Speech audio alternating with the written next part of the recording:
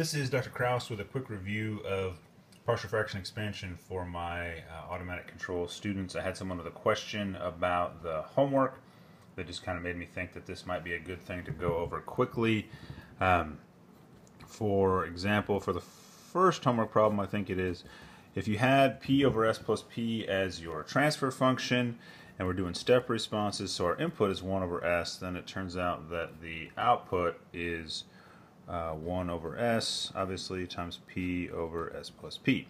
So I could write that as p over s squared plus sp, but that's actually going the wrong direction.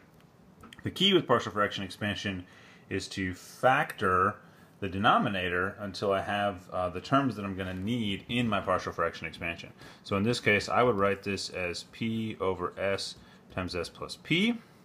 When I factor, I should get first order terms, pure s terms, and possibly a second order term if it turns out that it's an underdamped second order so that the roots are complex.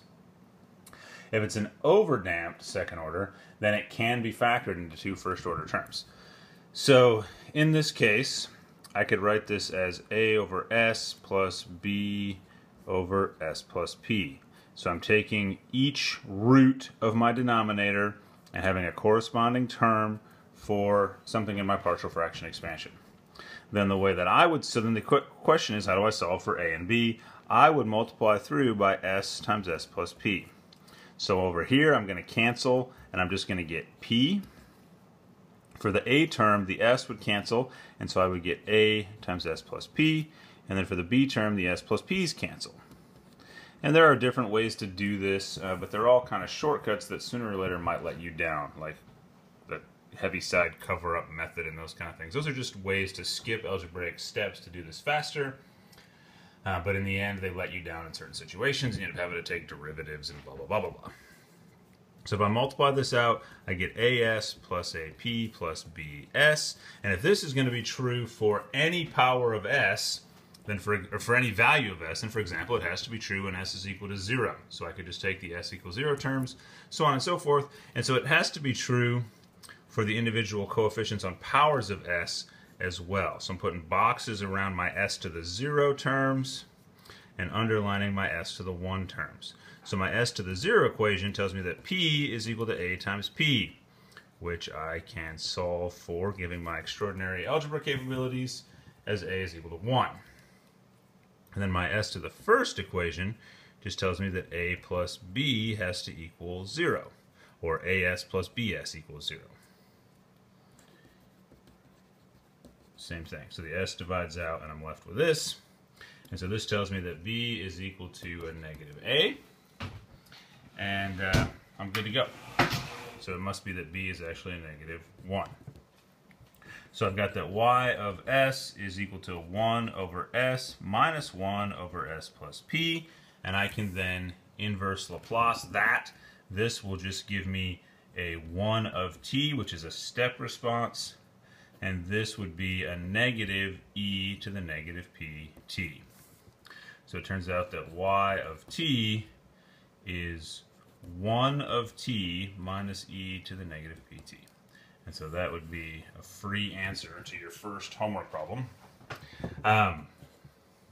So the only real trick to this is, how do I know what terms I need? And the issue is, factor whatever's in your denominator, and then each term corresponding to that factorization goes on in a denominator on the right. If you end up in a situation, like what if we happen to have a y of s that was 1 over s squared s plus p, you might forget that you need to have multiple terms because you have a squared. If you, for starters, just threw down this without including a term that was just over s, and then you went through and multiplied through by your s squared s plus p, you end up with a form that is just this, right? The s plus p cancels the s plus p, the squared cancels the squared, and when I multiply this out, I get as plus ap plus bs squared. At first glance, that might not look terrible, but if you write the individual equations for your s to the first, you get that 0 is equal to a, And for your s squared, you get that 0 is equal to b.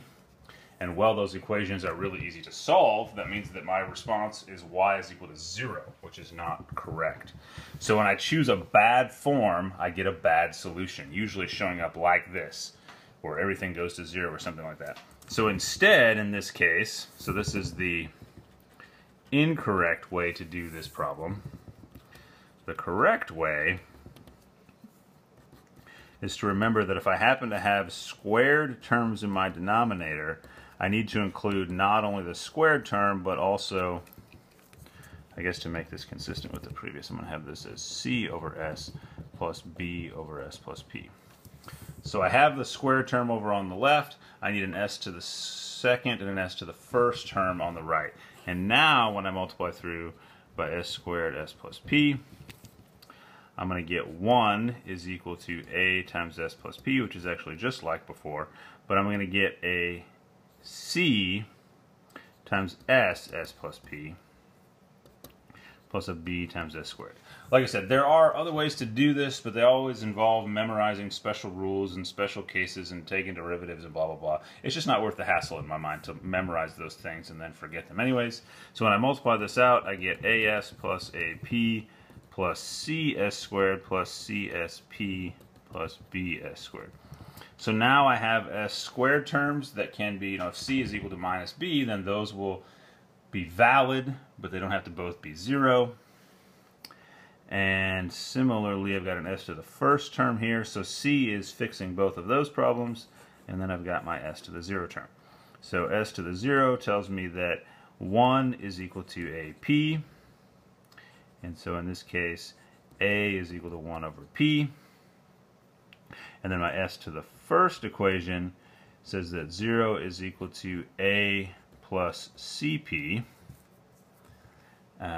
So if a is 1 over p,